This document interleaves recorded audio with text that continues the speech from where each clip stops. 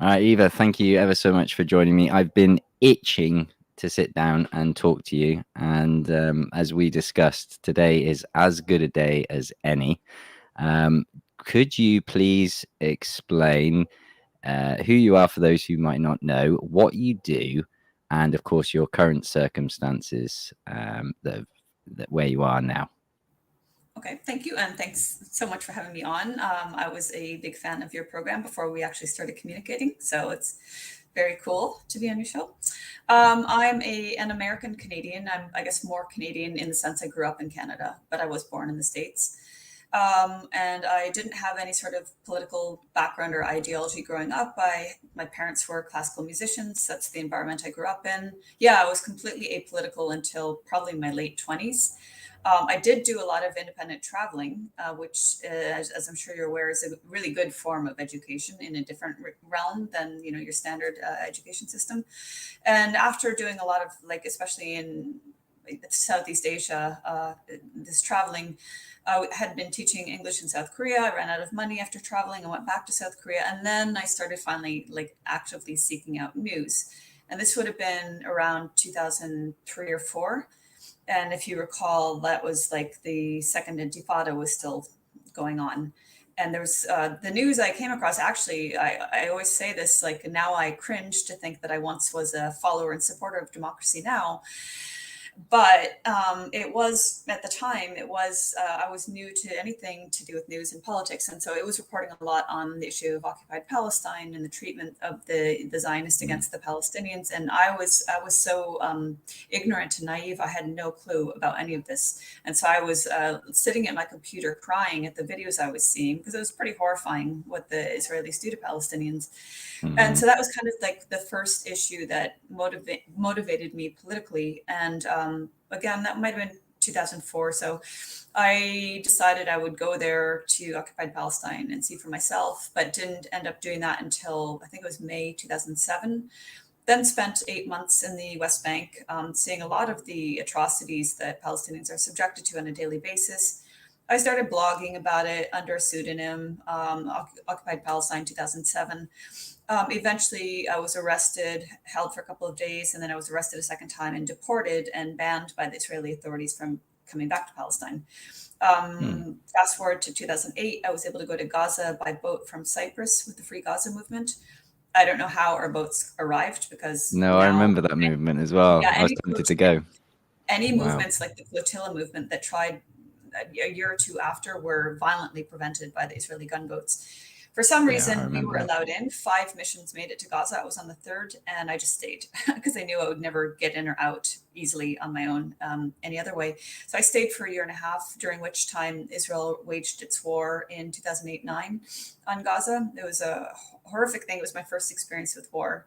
And just to note, like, their Palestinians don't have bomb shelters, and we're dealing with F-16s, drones, Apaches, Hmm. tanks, warships, everything.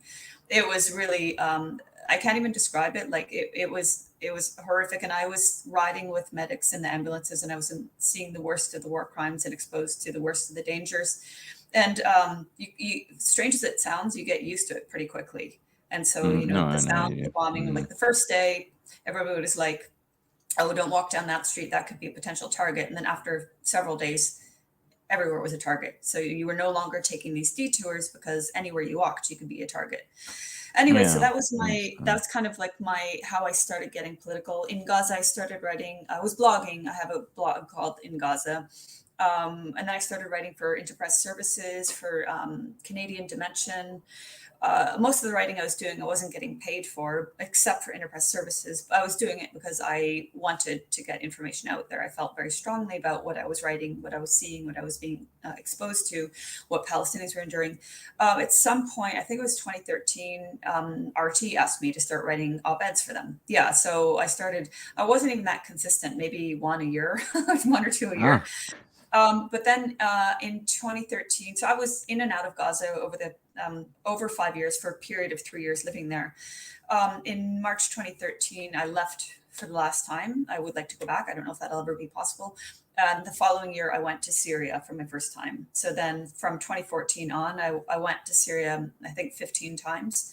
sometimes for a couple of weeks, sometimes for a couple of months. In 2020, because of the pandemic, I was in Syria, fortunately, right before the border closed. So I ended up spending 6 months there, which was marvelous for me. If you had to be anywhere, that this was one of the places I would want to be. I love Syria. It's a wonderful culture. It's a very educated and deeply cultured society. And I got to spend my time there more as a tourist than as a journalist. So I got to explore the culture more, which was really phenomenal. Plus, it was very sane there. People weren't freaking out. People were treating each other as, friends. They were still shaking hands and kissing cheeks. And so I kept, a somewhat semblance of sanity there. Mm-hmm. Whereas if I'd been in Canada where where it was draconian, Yeah. Where I Trudeau don't know. mm-hmm. I probably would have lost it. Anyway, I'm sorry. It's a very long explanation, but basically No, that's okay. I started with Palestine and then kind of I'm learning as I go. I'm no longer an activist, not a blogger. I just republish stuff, videos, interviews, and articles on my blog. I have been writing for a number of publications for many years, aside from RT. I used to contribute to Global Research, Strategic Culture Foundation, 21st Century Wire, and a number of others. But now it's mainly RT, Covert Action Magazine, and then I do my own stuff on YouTube. So, and as for the Donbass, I came here you asked me where I am. I'm in Donetsk, in the Donetsk People's Republic. I did come here in 2019. I was aware of the situation here of Ukraine's war in the Donbass prior to that, but because I was rather tunnel visioned in Syria, I just didn't have the opportunity until 2019. So I came here in September 2019. I spent 3 weeks here. I went to some really hard hit areas north of Gorlivka, or around Gorlivka rather, areas that were being shelled on a nightly basis by Ukraine in violation, of course, of the Minsk Accords. And then I wrote about it, and then I was put on Mirotvorets, the kill list. Yeah. And that's fine, whatever. I mean, it's not fine. It's not fine that 327 children are on this list, but yes, I say it's fine in terms of it hasn't stopped myself or many other people from speaking out. And in 2021, after having left Syria in late 2020 and spent a few months in Serbia, I moved to Russia, where I am currently happily living.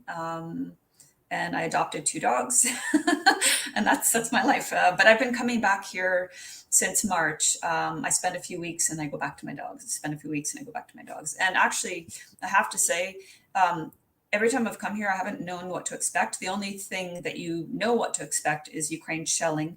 It's been incredibly intense with the shelling of central Donetsk. I mean, the other areas, the periphery areas, the north and the west and the east are getting hammered. But, the heart of Donetsk was rather astounding because that's outgoing. Yeah, you hear that all the time. It can be very distracting. Yeah. But, for Ukraine to be shelling, and I think you have more of a military background and knowledge than I certainly do, in spite of spending so much time in war zones. But I do know that Ukraine is using, in many occasions, Western weapons in shelling the heart of Donetsk. And even, for example, I came back here September 17th. In the space of less than 1 week, Ukraine killed 26 civilians in 3 different incidents. Well, 4 different incidents, actually. And I've seen some pretty ghastly scenes, and unfortunately, because there's a media blackout on this, I am compelled to film what I'm seeing. It's not easy to point your camera and go very close to these dead bodies and body parts on the street. But I think that it needs to be done because I think the concept of what Ukraine is doing here is just so vague and foreign to most people. Until you shove it in their face, like people here have no choice but to see, then it remains foreign, So I know it's uncomfortable when people come across a tweet or a video I've put out and say, oh my God, Eva, why didn't you warn? So I do try to warn. But, the bottom line is people here don't get a warning, whether they're exposed to it or whether they actually become a part of that ghastly scene. And what else to say? Well, I guess I'll stop and let you ask some questions. Well, there's a lot of tangents I could go on based on just what you've said now of what I could ask you about. But the key point is you were there from 2019. Okay, then Maidan was 2014, but you've been visiting there for a sufficient number of amount of years and time to gauge the sentiment of the people, their leanings, interact with them. I was going to joke that you mentioned RT, so that obviously makes you a Kremlin bot, like myself there. Just yeah, let's qualify your Kremlin bot status. What is your role with RT? Are you fully on the books? Do you have to point your camera where they tell you to, or what is the conditions of that role? I write op-eds for RT. I write roughly one op-ed a month. Okay. And they have never dictated to me what to write. They have said, hey, would you like to write about this subject if they think it's something I'm interested in? For example, I've also spent time in Venezuela. So when the West is stirring up things, I'll be polite, in Venezuela, Mm-hmm. I think I've had on one occasion an editor say, would you like to write about this? I'm like, yeah, I would like to write about that. So they have suggested things I might like to write about, but it's never been said you have to write about this. And that's a very small percentage of what I've written. Most of the time it's me saying, hey, I'd like to write about this. And by the way, to the haters, RT doesn't always accept what I pitch, because in the media world, I could write every single day about Palestine and Syria and now Donbass, but it has to be news relevant, right? So if I say, hey, I want to write about the issue of the illegal colonists beating up Palestinians, they'll be like, well, why? Is it something new in the news? I'm like, no, but it's something, I have a lot of knowledge about this and I want to, well, no, it's not in the news. So no, we're not going to take it. That's the way media works. It's not RT specifically. It's just media in general. So I just make that point because you're asking my role and how it works. In general, I pitch things. Sometimes they suggest things to me and I can say no. I have said no. I've said like, no, I don't really feel comfortable writing about that. I don't have the knowledge or whatever. And then I draft my article. We go through an editing process. If I find any lexicon I don't agree with, I say, I don't agree with this, or a link, for example, I don't agree with, and they remove it. And basically what is published is what I stand by. Sometimes maybe they'll add a title that's a little bit like geeky or something cheesy I wouldn't have done myself. But it's okay sometimes. But if it's really bad or if it changes the tone of what I'm saying, then I'll say, please change this. And they do. So that's how, in terms of what I put out, it works. What I put out video wise is all me. Everything, the filming, what I choose to film, the editing, the subtitling, everything's me. It's low quality. I get it. I'm not an editor, but my position is I'm here. I have the opportunity to film, whether it's a Ukrainian strike or just as I've been doing the past week, like talking with people here, getting their opinions on particular issues, in this case, the referendum. And I can do that and I want to do it. It's like since my days in Palestine, it's been a compulsion to do so. And RT has no role whatsoever in that, so that's it. What do you film with? Is it a big, dedicated, super Gucci camera, or there it is? Wow. Yeah, There you go, I do people. have back home at my home in Moscow or Moscow Oblast. I think it's a Canon, but it's an amateur camera, and I did bring it here the first few times, and I just thought like, you know what, this is easier, and Yeah. it's faster. It's easier to carry around, and I have a mic that I plug into it to cut the wind noise out. And it takes decent quality. I'm not a professional. And at first I was a bit shy, like to be using my phone, but you know what? A lot of people do it actually. So Yeah. Yeah, I have seen them with all sorts of mounts and kit. I wanted to ask that because very few people do. And in the age that we live in, with obviously this smartphones and kit, then it's so much more accessible. So, yeah, thank you for that. I think we've got a good idea for the background. So the topic of the day is, of course, this past week, in fact, has been the referenda that's been going on there. We've had the results in. I don't want to say too much more. So we've had the results, and then news today of Putin. It's been announced is signing the agreements on the entry of the new territories into Russia, and that's going to be taking place tomorrow at the time of recording. It's going to take place on September 30th. So pick wherever you want to start. I'd love to hear all about your experience for the time being, specifically surrounding the referenda. yeah, thanks. So when I came here, I had no idea that they would announce referendums in the different republics and regions. In fact, I was under the understanding it wouldn't happen until November. So it's pure fluke that I was here at the time that they announced this, and I'm very glad that I was here. It's a momentous time. And I know the people that just are ardently anti-Russia will say like, well, momentous, and they'll mock it, just like they mock Syrian elections. But I don't care, because when you're in a place like this, or like Syria, there's so many parallels we could also talk about between what happened in Syria, how things were represented by the media and Western politicians, the funding of terrorists in Syria, the funding of the Ukrainian forces and Azov and other Nazis in Ukraine, many, many parallels, and the disregard of the people. As the extremist Ukrainians, not all Ukrainians, but those who hold extremist views, consider people here subhuman. So too did Western people, not Western people, Western politicians and media treat Syrians whose narratives didn't align with the NATO narrative. They treated them as non-existent subhumans. Their stories were not important.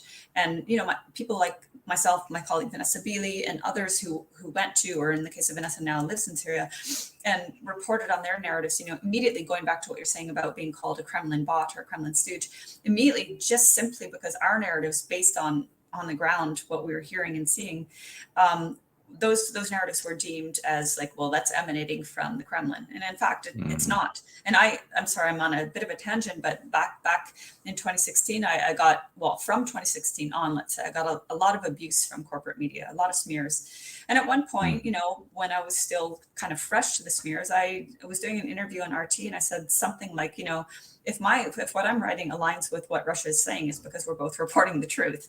And I know that sounds cocky, but I didn't mean it to come off that way. I just meant like, this is what I'm reporting, this is what they're reporting, because we're both on the ground and seeing the same things. But back to here, I guess I was trying to set the tone of like, the West has already deemed, before the referendums even took place, they deemed them a sham and all that stuff. I saw the word preordained in the Associated Press. Putin's preordained elections referendum. See, that's the other thing, that they're calling it Putin's referendum, when it was the Donbass and Lugansk republics, and then the other regions that said, we want to hold referendums, excuse me. So that's a way, just like, calling us the names they call us, that's a way of discrediting the issue at hand. Like, oh, well, if it's Putin's referendums, then obviously we can't trust it, right? That's their narrative. It was the people. And in fact, so I've been asking people a number of questions, but I don't even have to really ask them anything. If I say, can I interview you about the referendum, they just spill out with things like, we've been waiting for this for over 8 years. They wanted it in 2014, it didn't happen, and they've been waiting for it since. Correct me, did one not take place? Because I do see in I Mariupol in particular. I think I misspoke. I think when I said it didn't happen, I think I meant like the support from Russia and the recognition. Oh, yes. Yeah. The recognition didn't happen, but you're right. And I don't actually know the details of it, where, aside from, you said Mariupol, where else it happened, I don't know, but I do know that you're right. Like they've said this, we've wanted this from 2014 on, and maybe you can fill in. Yeah, there was what the West would claim as unbelievable majorities, even in Mariupol. I'm recalling an interview from Patrick Lancaster at that time, back when he was there, and the guy mentioned something like, we voted 95% in favor of joining Russia back then, and Kiev ignored it, and they've ignored us ever since. And pretty much just as you've described, treated us subhumans and all this. And that's in Patrick's material. So that's someone working independently in another area that you've not been, and we're hearing the same message come through. So the point being, as we've just said, this has been 8 years. It's been relentless, as I understand, despite the Minsk Accords, the attacks on these people, and these people sitting in the West who've never come close to experiencing this trauma or anything. Now imagine 8 years of that, and then when their time, as you've mentioned, these took place, Russia, did they not choose not to recognize them? Because we had Crimea take place, and Putin was criticized for not going further and into the Donbass region. In retrospect and hindsight, I suspect because he acknowledged Russia wasn't ready for the shock and awe sanctions that we've seen now today that he fully expected. So they came so close before, so there's almost an element of heartbreak, and Putin was sort of criticized as betraying those people. So they've almost, I don't believe it was betrayal, but they've experienced that sort of feeling, then had this horror for 8 years. And as I've said in my video featuring one of your interviews, I was like, why is that so hard for people in the West to toss aside as, oh, it can't possibly be true that 95% of people in a region would want to join Russia? The one chance of peace, security, and a normal life, which they could have had under Kiev, but Kiev chose to betray them and indeed try and kill them. Yeah. To put it bluntly. Absolutely. Yeah, well, thanks for clarifying that, because in 2014, I was pretty well tunnel visioned on Syria.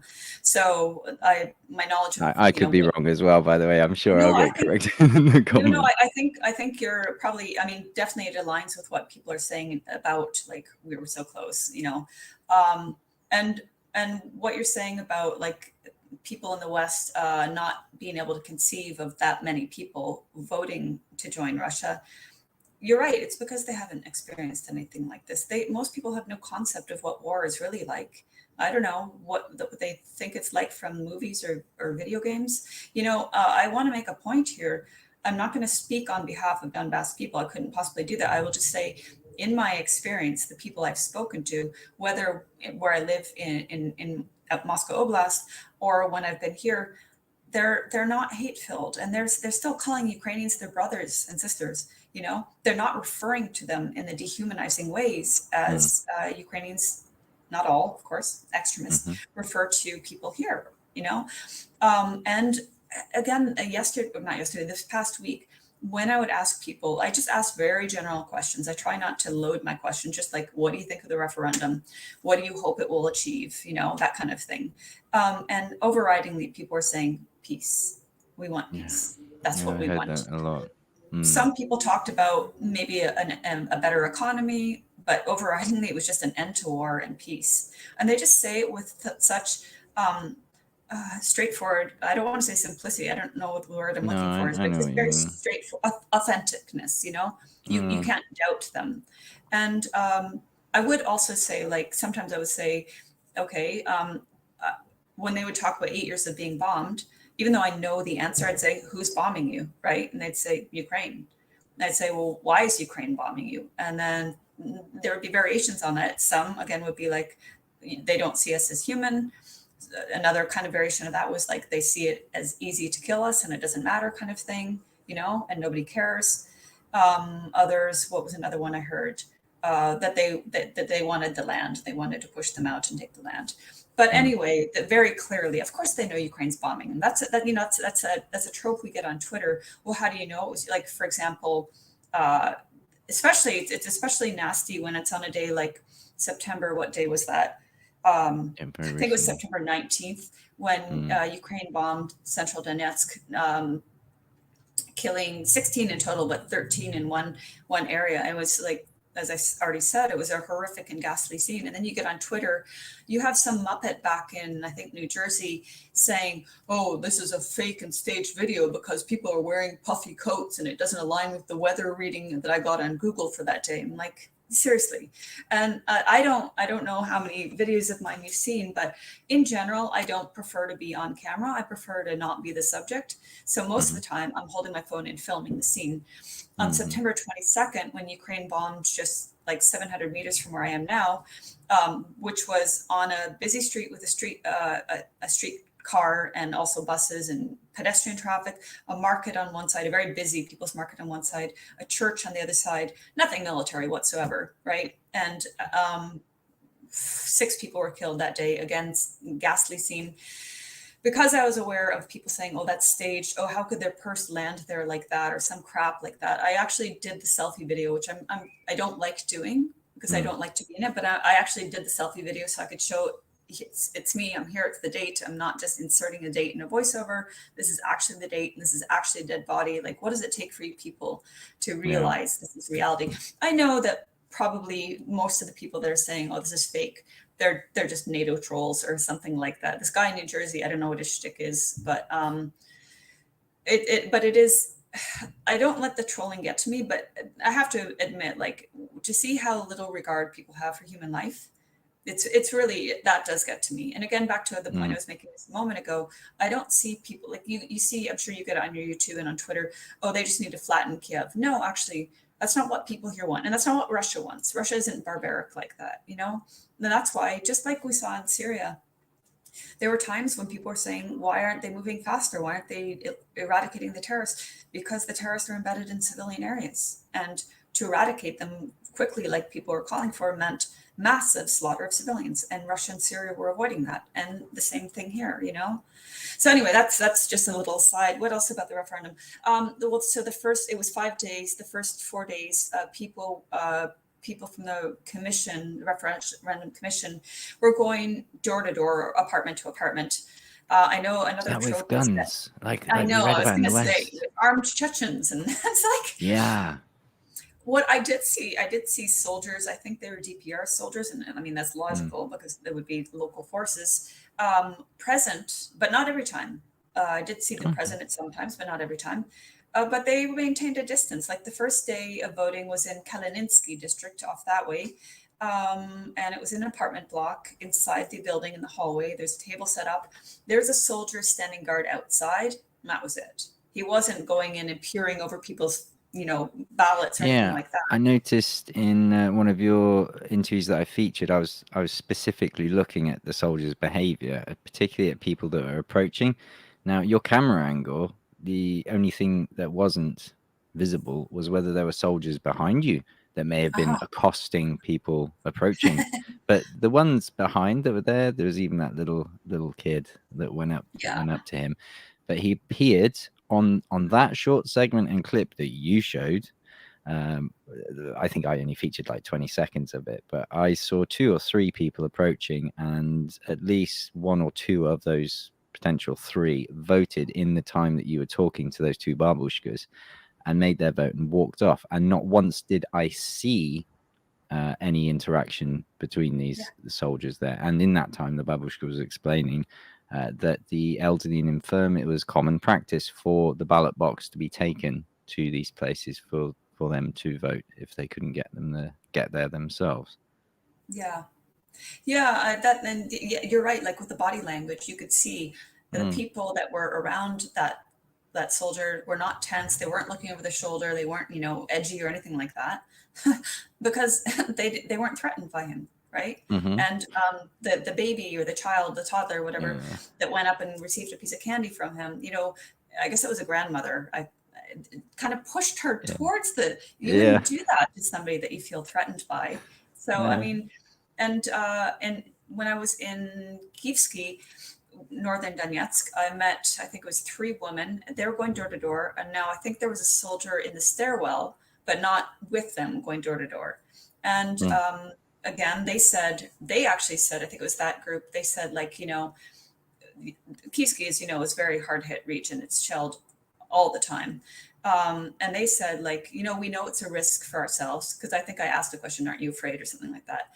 But we Mhm. want the referendum to go on. And we know that there are people that, if, are afraid to go out, and we want to ensure their safety by making it possible for them to vote from home. And that was the whole point of it. The whole point of it was not to draw out large crowds of people, which Oh, Ukraine would yeah. love to bomb, because Hmm. these attacks I was talking about in the space of just 1 week, they occur, and in previous visits here as well, they occur at prime times when Ukraine knows there's going to be a lot of people in the market or on the street or wherever they happen to attack. So that's why the door to door, not to coerce people into voting, not to force them, but to prevent loss of life if Ukraine was to shell. Yeah. I believe I saw or read about even mobile stations where they put them in buses. I think we saw a few reports from Graham Phillips as well, who covered these sort of mobile buses that were going to districts. The other thing you've mentioned in your reports is that when these strikes occur, Ukraine will intentionally wait for Yeah. rescuers or cleanup operation to come along and then strike again at exactly the same coordinates in order to maximize civilian casualties. That's the sort of cold-bloodedness. You've Yeah. touched on these soldiers for me. Could you explain a little bit about these international observers, both what they did there and what their participation was in these elections, these voting situations? Actually, I have to be frank with you. I don't know that much because I didn't go to any of the places where they were. The only reason I didn't was, for me, journalistically, it was more important for me to be collecting testimonies from civilians and observing myself. But my basic understanding, and I think you could probably fill in the gaps, is that they were there to basically see that the voting process went as it was said it would go. I spoke with a commission, I forget her title, but like head of a commission of a division of Makivka, and she explained the process. And it's pretty straightforward. I imagine it's similar in many places except maybe the West, because you actually have to show your identification in order to receive a ballot. And so like they have a list of your name, your address, and then you go and you verify that you are who you say you are, and then you sign, you get the ballot. If it was in one of the voting stations, then you go into a booth with a curtain, blah, blah, blah, and then drop the ballot in a sealed box, transparent box, and there's like some serious blockage on the top of those boxes. And then I saw after the last day, like on the fifth day, that's when the indoor voting occurred. Then we went back, the journalist I was with, and I went back to one of the stations nearby here. And they like to get what kind of locks they were, I don't know, but they had to cut them off. It was, quite an effort. So clearly the ballot box itself couldn't be tampered with. So back to the observers, I think that their role was to ensure that this transparency actually took place. Did people go up and show their ID? Did they have to sign? Could they take more than one ballot, for example? Did they go into a booth, whatever, and drop it in the ballot? That's my understanding. And that's pretty logical, isn't it? That's be their. To the layman's perspective. They visited multiple stations too. Mm-hmm. Is my understanding. At least the group that Vanessa Beeley was with, she went. I was going to ask you about her in a minute. So as I understand, and also the other side of it, in Russian culture, your passport is used for many more functions in society than it is in the West. That's what I've observed. So taking your passport to the ballot box, it would be odd if you didn't have to for Russian culture, let's say, in that regard. So I remember there was a report by the FSB that they caught someone with a whole stack of niet ballot sheets. So, of course, as I understand, these international observers ensured that procedure was followed. There was no such ballot stuffing, and also that people weren't coerced and all along these things. And that's my very crude guess as to their role. Then I've watched interviews. I think Patrick Lancaster did them as well. These were from various nations, as I understand, a whole range. One from the Netherlands. I don't know this for a fact, but I saw a report on Telegram had been threatened with sanctions from the Dutch government following their participation. A German was reported to have lost his job directly due to the fact that he was seen involved in these proceedings. And the other last thing is I've not seen any of these international observers state on camera or publish anywhere else.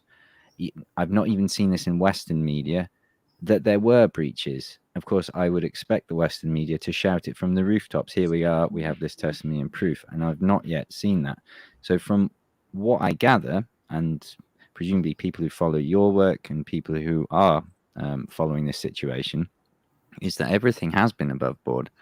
What can you say, if you can, any further to those who, would, I mean, we've covered it all before, but, those who they're saying these are preordained and that 95% of people or more, 96, would vote in favor, because there were, and it was published by the Russians, there were those that did vote against, was there not? Yeah, I'm glad you've asked that, because I need to get that statistic. I don't know it, but I imagine there would have been. I didn't encounter them myself. I'm sure they exist, but they would definitely be the vast minority. I did see, I think it was a German observer.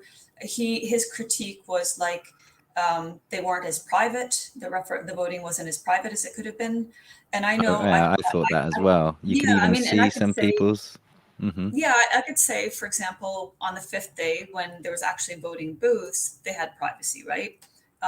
But when they were doing it in apartments or outdoors, or on sidewalks outside of apartment buildings or wherever, definitely it wasn't private.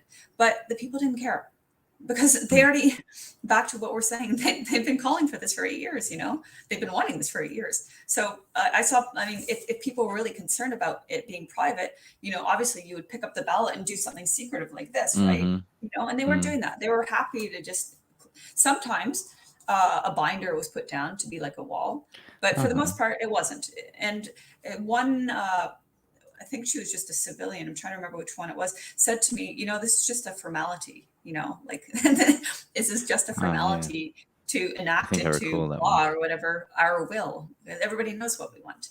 So I guess that would be the only criticism, is that in terms of, the a Westerner's perception of how there should be privacy, yeah, it didn't exist in many cases that I saw, but people didn't care. That wasn't important for them, because they weren't being coerced. They were voting what they wanted to vote, and they were proud, in many cases, to show that they were taking what I guess they view as a patriotic stand.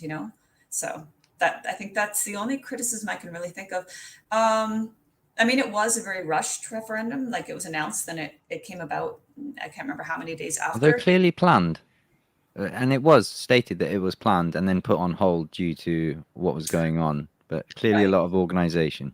Yes, that's a good point. That they were planned. I thought they would be later, like in November. So to me, it seemed rushed, but that's a good point. If they had already planned, then they already would have had the mechanisms, the paperwork, and Well, like you were also, saying about the locks on the boxes, these were clearly sourced beforehand. They were up to a certain standard. That yeah, they were in. Yeah, carry on. exactly. So I don't know. I mean, I haven't participated in voting in Canada since I was, maybe, I don't know how old I was, 18 or something, Mm. because I think it's pointless in the West. I don't think we have a fair election system. I'm not by any means that well informed on it, but my colleague Fiorella is. She's very much I would say, an expert on it, and she could talk at length about just how rigged, at least in the States, the system is, and how it's not a free and fair election. So it's supremely hypocritical of I the see a West lot to be of saying apathy in this. the comments about it. Oh, well, at least they don't have this data company processing all their ballots and changing them as they see fit. And of course, this is not from experts, I don't believe, in YouTube comments, but it is noteworthy that this is not just one either. It's multiple people of this same disillusioned mindset when it comes to voting in the West. So, yeah, I agree with your point about hypocrisy. And I don't think there's many that would disagree with you. There was one more thing I wanted to ask you about these observers. Um, oh no, it was about the remaining territory. So this is a genuine hole in my knowledge, and I'm not sure if you would know the answer. But do you know the plan for the regions? I understand the LPR was fully occupied by the LPR forces. They managed to liberate and retake all their territory. DPR, as I understood, there was quite a chunk missing. Let's say it was about half. Let's be rough. Zaporozhye, the south, was mainly taken, and they still had that Energodar north of there. And then Kherson, as we know, is split between Kherson. I think Nikolaev is still part of the Kherson Oblast. So, do you know what the plans are with regards to perhaps referenda taking place of the population that didn't vote in these regions? I don't. The short answer is I don't. I would suggest who would be a good, Brian Bartlett has a pretty good analysis. He might have Mm, a sense of what's going on there. I'm trying to think offhand who else would. It's hard. It's hard to get good, and when you're here and on the ground, like, it's easy to get tunnel visioned.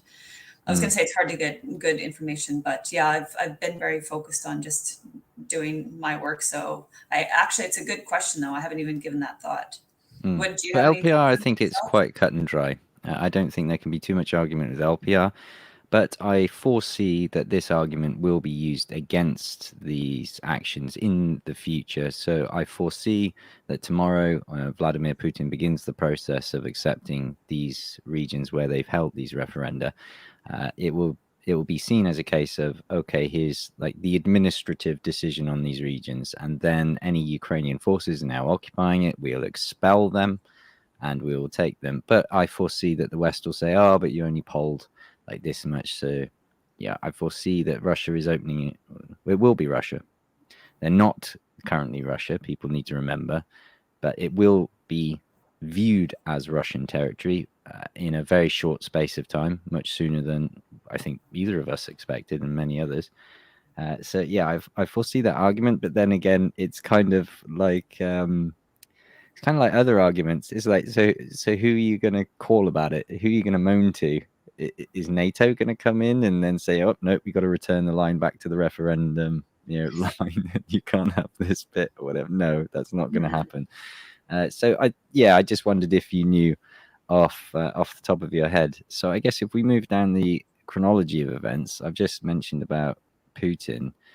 Previous to that, I thought it was the 3rd or 4th of October, because Leonid's, I've forgotten his second name, of LPR, and Denis Pushilin of DPR are already in Moscow, along with the leaders of the other regions.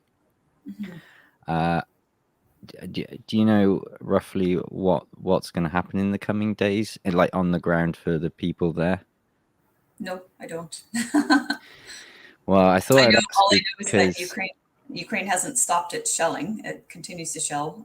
it's gotten worse, hasn't it? Yesterday morning at 5 a.m., it shelled again central Donetsk. Thankfully, no one was killed, probably because it was so early that people weren't on the streets, but it did a lot of material damage. Well, I don't know if you share my fear, and it is a fear, is that life is going to, for a short while, get much worse for these people, particularly in Donetsk. I foresee a temper tantrum being thrown by NATO-backed forces, because that's what they are.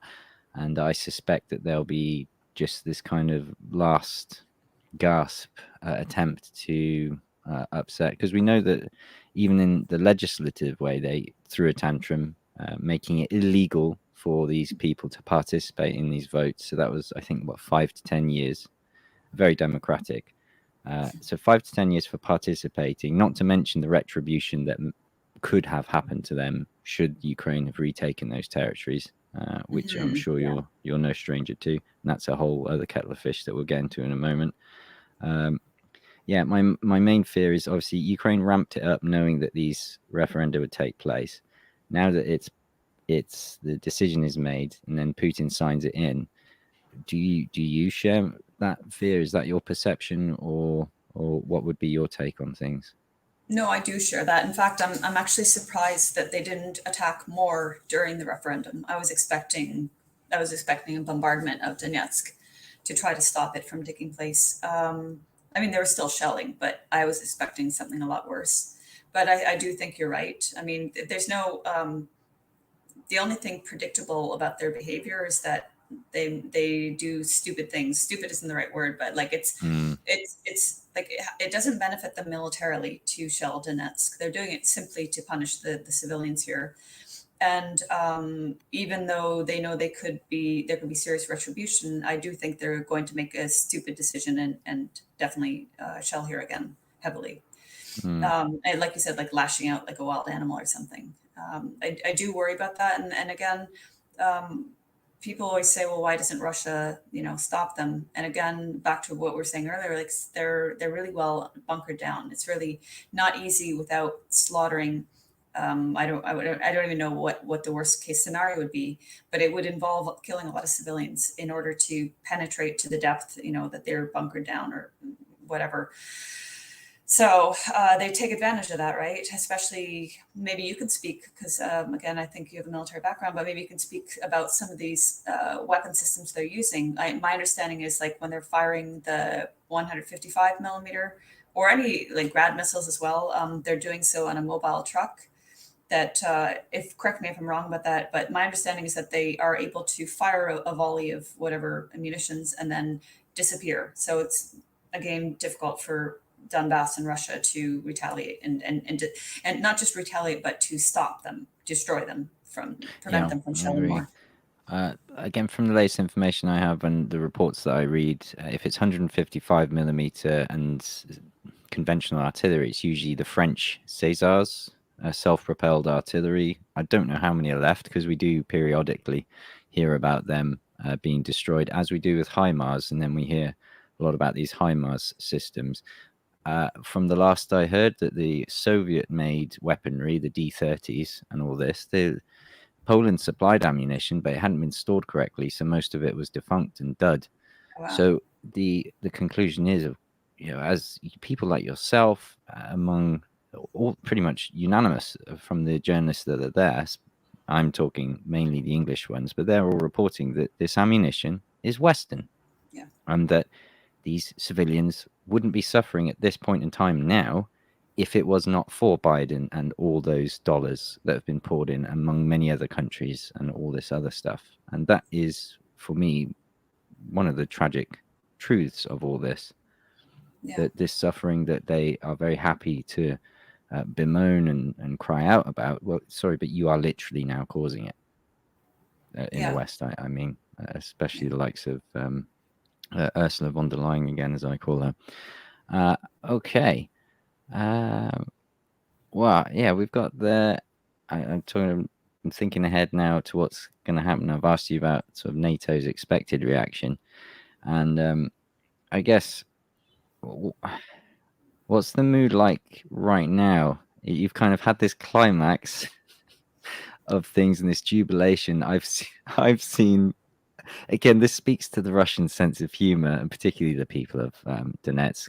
And I think you'll understand, as well as any former military person, that humor can be quite dark.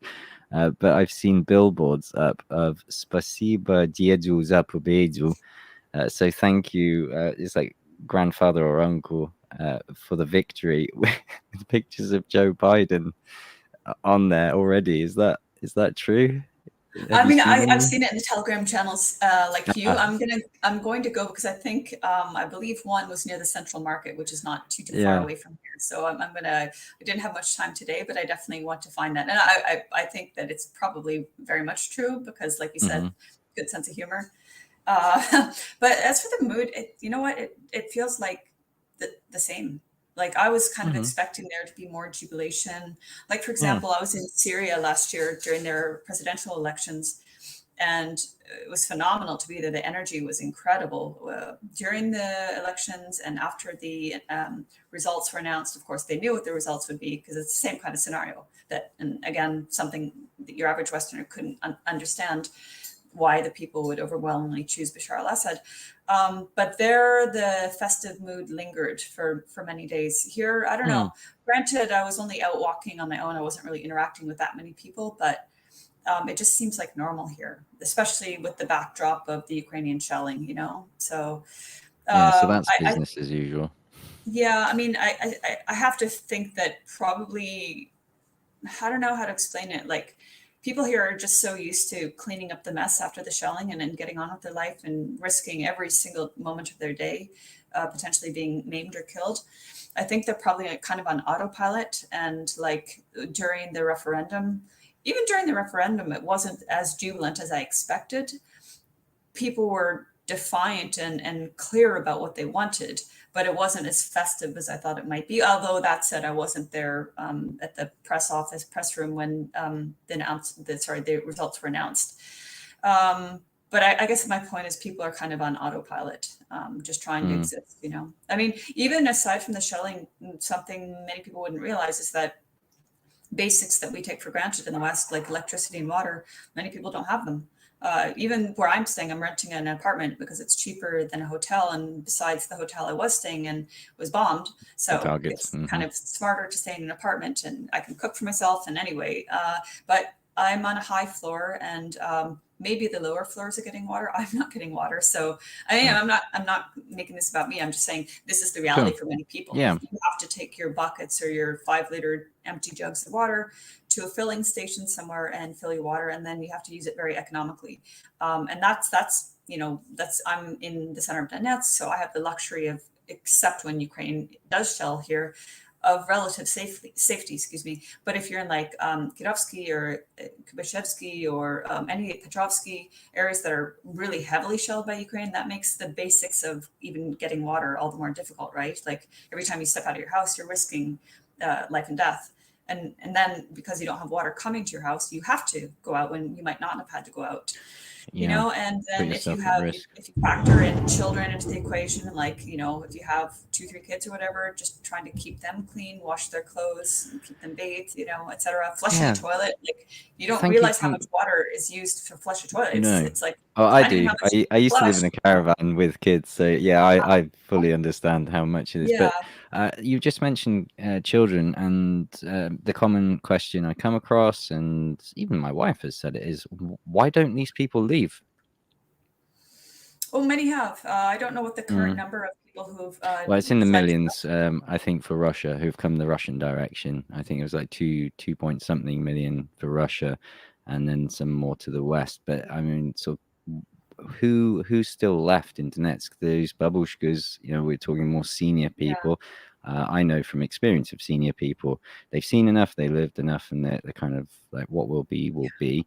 And Yeah. yet, as we observed, there was that very young child who interacted with that soldier at the polling station. What's that young child still doing there? Do you know? I mean, of course, there are a lot of children here. Mm, Children are not going to school. They're learning remotely because of the danger of Ukraine shelling the schools, which it has done many times. hmm. I've spoken to a number of teachers over the course of the past week, because the voting was taking place in schools. And so I would also ask them whether the schools have been targeted and, how's life in general. But why there are still children here? I have to assume, not knowing everybody's stories, that there's probably a combination of factors. There's some people who don't want to leave because it's their homeland, their motherland, whatever Hmm. you want to call it, and they don't want to be pushed out of it. Others don't have an option, maybe, to leave, or maybe they don't want to be unsettled and be refugees, living, dependent on the state or something. Mm. So I think there's a variety of factors why people haven't left. But and I think, well, I suppose that would apply to the early years. People in the early years probably thought this isn't going to go on so long. And Sure. then it's probably also, you you get used to the shelling. It's like, I know, but that's an odd statement, but you do get used to it. And so if early on you had the mindset like, oh, well, this isn't going to last that long, then by the time maybe you realize, oh, this is going to last a long time, you're already accustomed to it, and you're like, Yeah, you've moved on. like you're saying about the babushkas. Kind of everybody has that mentality. Yeah. And Well, I used to see this one older woman selling flowers on a very wow. central Donetsk street. And it always, like, she's just such a sweet old lady. And I used to buy flowers thinking like, okay, go home. Like, I wanted Yeah, the flowers, you've but made your I money was now. hoping if I bought her last bundle, she Yeah, would shove off home and be safe. But I just saw her today when I was walking. Thankfully, she's still alive. But, yeah, good. when Ukraine shelled this area that I said was about 700 meters away, and killed 6 people on the 22nd. As I mentioned in the video I made, like, just down the street, there's a babushka selling flowers, just like, Mm. thank God she wasn't killed, because she could have been killed by the shrapnel. So why people don't leave is, yeah, I think a variety of factors. I mean, like, I think also people who say, well, they should have left. Think about it. Would you uproot your family and your home because someone is criminally shelling you, or would you demand that the shelling stops so you can keep living in the home that you might have lived for? It might be your family home for generations, for Mm. example. Yeah, I appreciate it is a multifaceted sort of question. The answer is even more sort of complicated. Just by the by, I had people view our house the other day who were from Donetsk. They've Mhm. recently moved to St. Petersburg. He's got a job very close by and looking to buy a house with their, I think it was 2, 3 kids. So people are moving out, but I fully understand what you mean there. The different stories, like a guy who said, "Oh, I've just had my apartment that I worked all my life for just blown up, and there's nothing I've got." So yeah, people feeling tied to property and so on. Yeah. The I'm going to ask you a personal question. You're not obliged to answer it whatsoever, but you, as you've just detailed through your history in your work, you come across some of the darkest experiences we as human beings can witness, especially when you think of behavior towards other human beings. And you mentioned some of the carnage that you've seen. How do you deal with that psychologically and even spiritually in some ways? How do you shield yourself from even despair? One might put it that way. I think I don't know is the short answer because I don't know. In recent years, it sounds corny, but I've tried to like practice gratitude when I'm walking. Like I don't Mm, always remember to do it, but I'll be walking and I'll just like if I'm especially if I'm like in a forest or somewhere, I'll just say out loud the things I'm grateful for. You know, my health, my whatever, my family, etc., etc. I think, but sometimes when I'm doing that, I also say like I'm grateful I can still see the beauty in life because you know I've seen so much ugliness. But I don't know. I mean, it's definitely very traumatic. And there are moments when I totally break down and it sounds like I'm going to now, but I won't. But, you know, it depends. Like talking with people who get it, like, you know, Vanessa's a close friend of mine. yeah. She's seen and experienced quite a bit too. So Mm, talking with people who actually understand is very therapeutic. Sobbing, I do sob. mm, But I think also because like after my time in Gaza, I used to give a lot of lectures. I lectured in Canada, the States, and Ireland. And like what I was talking about was also pretty gruesome because the hell they endure in Gaza is just mm, unimaginable. I would have people come up to me after lectures and say, you know, we've been longtime supporters of Palestine, but we had no idea it was that bad, you know, and they were shocked. And these are people that like probably every waking moment when they're not working or they're thinking or writing or speaking about Palestine, and they didn't know how bad it was, you know. So, but at the same time, when I was giving lectures, I just was showing a variety of photos and videos I had taken in Gaza and explaining the situation. And I think, I mean, people would say to me, "You're so calm and matter of fact." And I think the thing is, at the time you learn to compartmentalize, and I know that's not healthy, but it's what you have to do. I think like an emergency like a medic or something would say the same thing. In mm. fact, that's who I learned it from, was a medic I worked with in Gaza who was then killed by an Israeli dart bomb. But yeah, the first time I saw a dead body I started crying, and he said, if you're going to work with us, you can't do that, you know. And Yeah. like Can't he be doing wasn't that. being a jerk, he was just being No. pragmatic or whatever. So I learned to compartmentalize, but it doesn't like, there are times when I am at the site and I can't hold it together, you know, because it's horrifying, Hmm. and you shouldn't be like deadly calm necessarily when you're seeing these ghastly scenes, right? It's not a normal human reaction. No. But I think in terms of like what I was seeing in Gaza, I think giving the lectures was kind of therapeutic to me because Mm, I wasn't holding it in. I was talking in detail about what I'd seen, and I think that is. I mean, I am traumatized. I will say that. mm, Um, but I think if you don't talk about it at all, it's worse. mm. Um, Well, yeah, sorry. in all credit to you, I choked up reading Wikipedia entry about what Stepan Bandera got up to and his Oh, really? ilk in the Second Yeah, World War. Yeah, I mean, there's stuff even I just read in Wikipedia that gets me in the throat. So I yeah, completely relate to what you're talking about, and that's kind of my main concern for not just yourself, but all the other people that are there on the ground right now. Seeing some of the scenes that they are showing, that, as you've just said, some people from the comfort of their own home on Twitter, hate that you put in front of their face. Oh, good yeah, golly! How could you expose me to this? yeah, Pales in comparison to yeah, actually being there and experiencing it. I'm sorry I inconvenienced you, or maybe gave you yeah. a I slightly bad know, dream the next night. But I this is a know. living nightmare. I Yeah, think I mean, that's happened to me on Twitter a number of times, but I think one of the times I had actually blurred the photos because anticipating Twitter censorship. yeah, And even then, I got comments like, "Oh, you've just ruined my breakfast." Oh, I'm so sorry. Your appetite is ruined by these people who've been slaughtered. I'll tell them not to be yeah. slaughtered so messily next time. You know, it's just Yeah, or like, just time it till after you've digested your pancakes and enjoy those pancakes that you have because these people haven't like had them. Yeah. what do you think following me, and my work is primarily in war zones, what do you think I'm going to be tweeting about? Why are you following me if you don't want to, if that's going to make you uncomfortable? It's just, Yeah. oh man, Content's pretty yeah. much But you the know, same thing. I have met people. I met a journalist, a really nice guy, a really sweet guy, but he said to me, you know, I don't feel anything anymore when I see the Mm. scenes we saw. Like, for example, when the 13 were killed, and I don't begrudge him at all. It's like he's just seen so damn much of it. He's probably in a self-protective mode that, you know, it's not. I don't know Yeah, what's going on. a form of trauma common to emergency services and military, as you've Yeah, described, and that's where I think even from my experience and with colleagues of mine from military, it's I'd say it's extremely key that you have some outlet, some release, kind of like as you've described. And also one of the key things is that people, we can read this and be quite disjointed, but I often, even just before bed, just like, it's quiet. I'm not being shelled. I'm not worried if my son is still alive when when I'm waiting for him to come back from school. Because were you not there when Ukraine dropped these petal mines? Yeah, that was I'll tell you, like because I've been around areas that have been bombed so much, when the bombs happen, I just, my body doesn't react. I don't flinch. I just, like, I register there's a bomb. If I'm nearby and can document, I do. So I'm just making a point, like, yeah, the sound is scary, and especially if close by, it's scary, but my body doesn't really react. But the thought of these pedal mines had me freaked right out, because Yeah.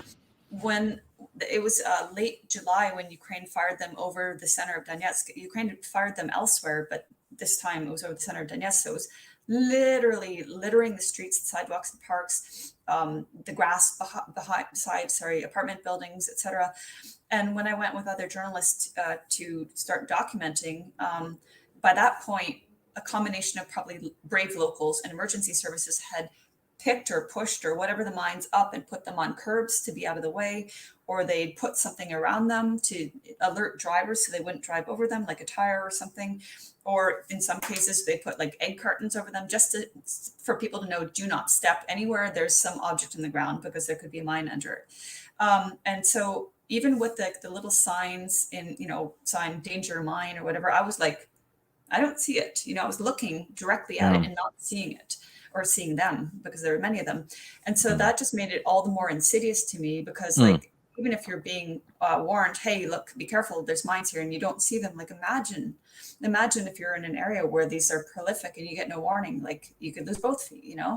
And unfortunately, as we know, it's children and elderly are primarily, my understanding, the greatest number of victims, because children don't know any better.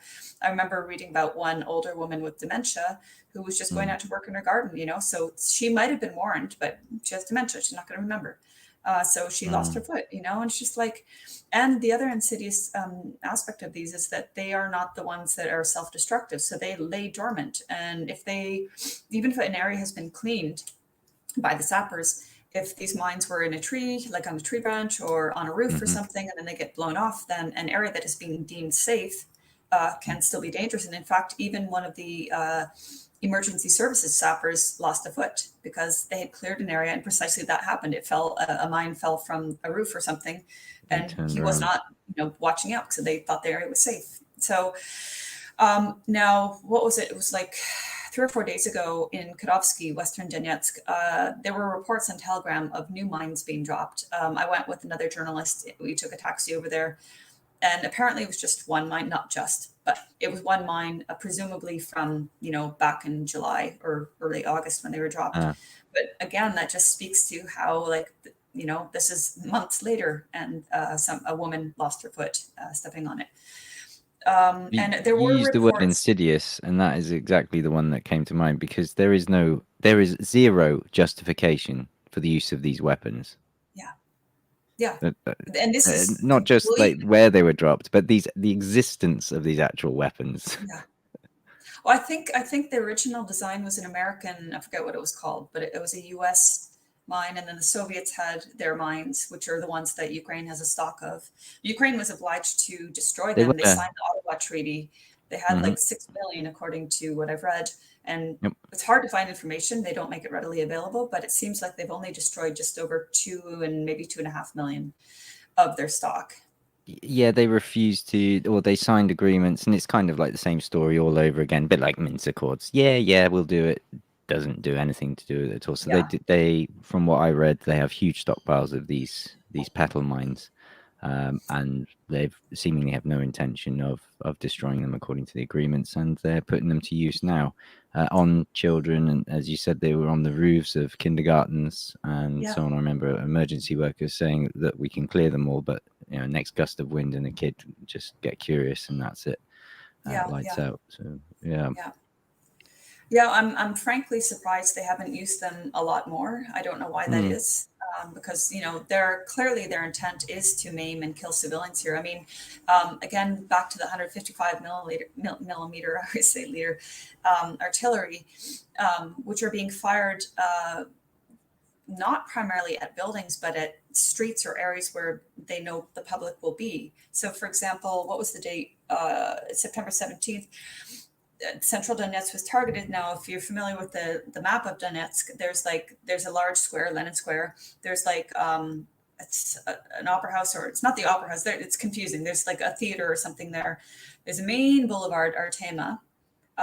Down the boulevard, one block, there's the Donbass Palace, which is the hotel Ukraine bombed in August, Yeah. or bombed outside of.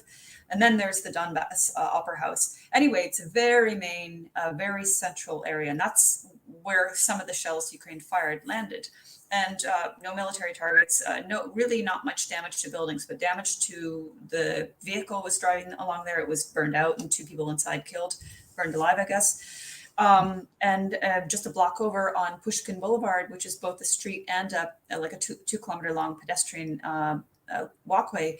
That's another, at least one or more shell landed there. Again, not doing damage to buildings, but killing a woman that was in there. And in August, when they bombed outside the Opera House and outside the hotel, another shell landed also on Pushkin Boulevard. And if you remember that 11-year-old ballerina who was due to go, I think, to St. Pete to study, and her grandmother and her world famous former ballet teacher were all killed there. And, they were torn apart. So, again, not understanding a whole lot about weapons, but my basic understanding is that, one, these 155 millimeter are highly precise.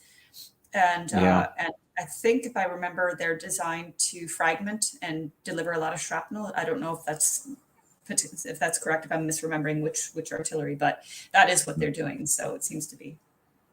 Yeah, my pure guess regarding the petal mines, I think the limitation is the delivery systems. I think they were using Urvan, or they were using a Soviet type weapon system with these cluster munition delivery systems, and I'm guessing those mechanisms are in short supply or are less priority than actually delivering these other ones. That's just a pure bit of speculation on my part, because like you, I was scratching my head wondering why they hadn't peppered more places with these horrible things, because sadly they are effective in terrorizing. That would have been a great one to stop people coming outside to vote in the referendum, and seriously hampering the military and bringing the boxes and all that. So I'm hoping that's why, and you won't see any more of them. I think I'm going to have to wrap this particular chat with you up here. Is there anything more you'd like to add?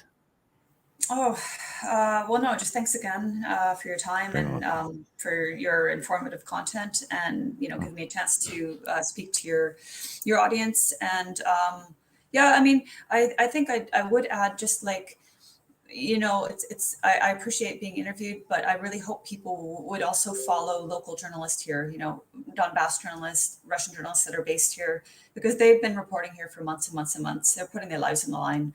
I know it's easy to dismiss them as Russian propagandists, because that's what people have been brainwashed into believing. But most of the journalists I know here are quite humble, and they're like the first to go to the scene in question. They're literally putting their lives at risk in order to document what Ukraine is doing to civilians here. So I would really encourage people not solely to rely on, obviously not on me solely, but on Western journalists that are here, but also really look into, find some, and I can like send some links to people I trust, but try to find some Donbass people that you can follow and support. Yeah, I'll take those links from you and happily include those in the description. Of course, the obvious one, thankfully, most people who watch this are very much open to those reports, I believe. The main challenge being language barrier, I think, because despite being very open-minded, many of them are mainly English speaking. Not all. There are a few Russians there who I'm sure would also like those links. So do these other journalists, do they have subtitles or anything to make it more accessible?